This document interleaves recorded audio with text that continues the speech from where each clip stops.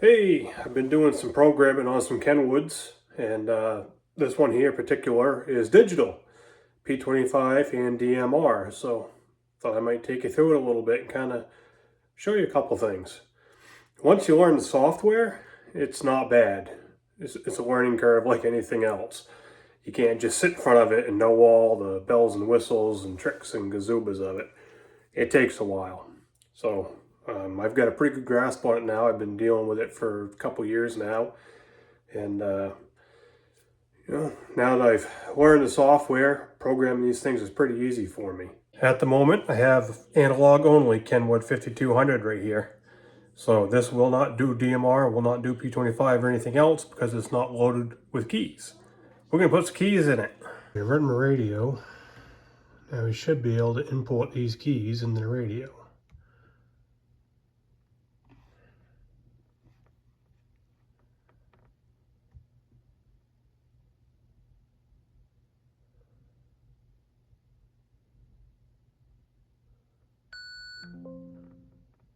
Alright, authentication completed. They should be in there. They're showing up over here. So now this radio will do P25 and DMR.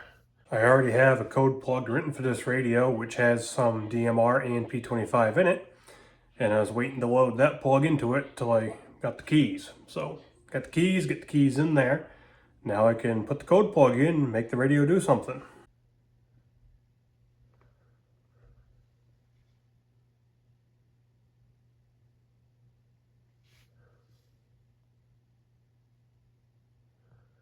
There it goes.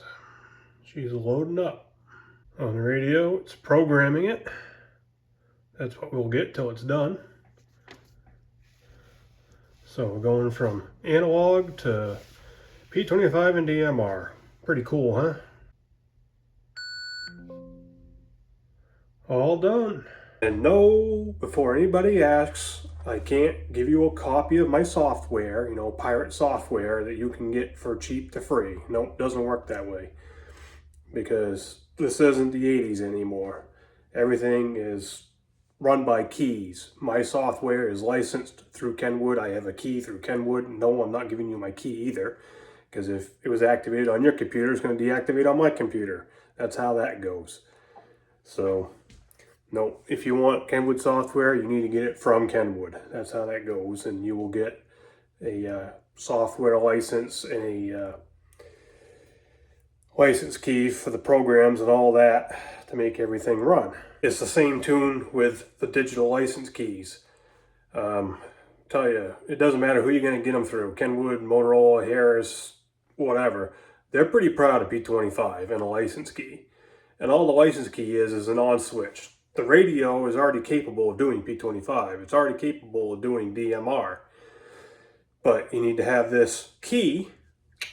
It's an on switch to turn it on to say, yes, you're allowed to do this. DMR key's dirt cheap, it's like 50 bucks. P25 key, you're looking about 500 bucks. Just to allow the radio to do it, what it can do. So no, I would not give you a copy of my keys that I paid for, or that the fire department's paid for, or anything else, because you want to be cheap. Furthermore, as you saw me authenticate this radio in the license management client, I loaded the DMR key and the P25 into that radio. Guess what happens? That all authenticates through Kenwood's server.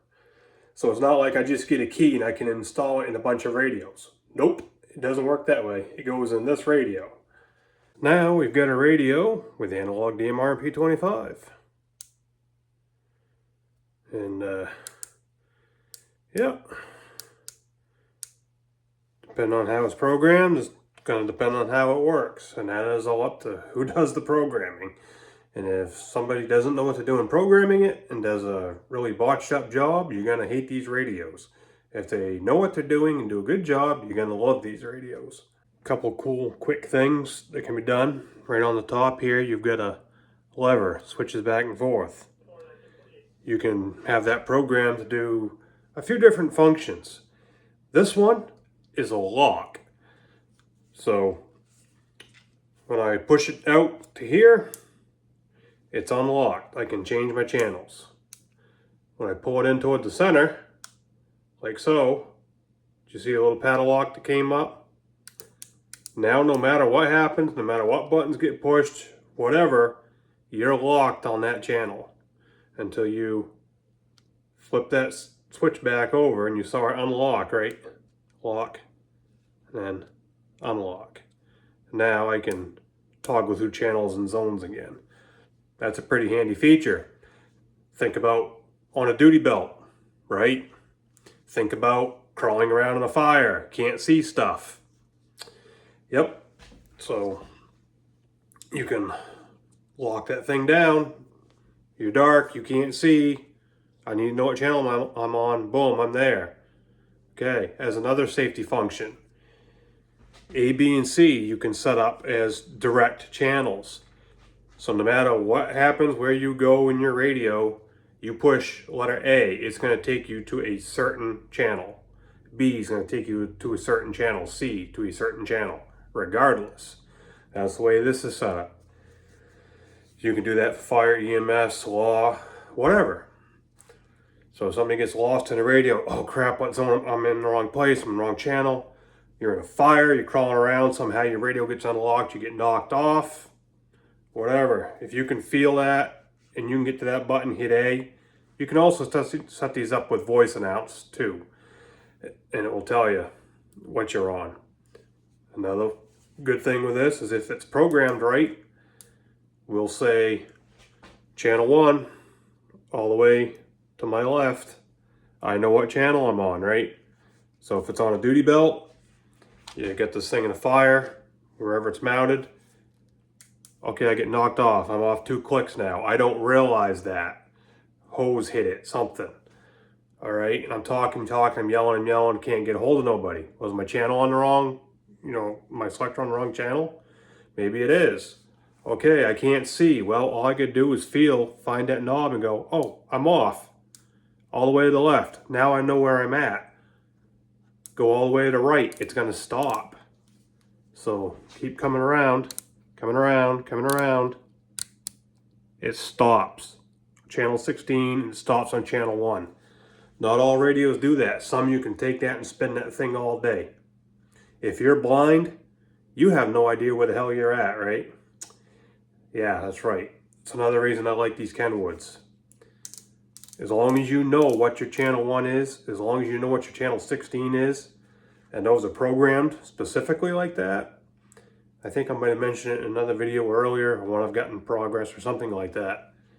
Channel 1's your priority, and you can find that and manipulate that just by feel. Okay, I don't know where I'm at right now, right?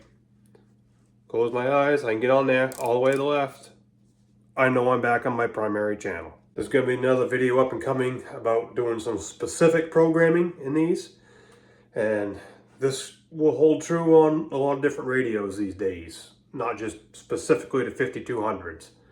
And that's going to entail doing scan loops, look backs on scan, paging for two-tone, because you can set these up for pagers, fire and EMS.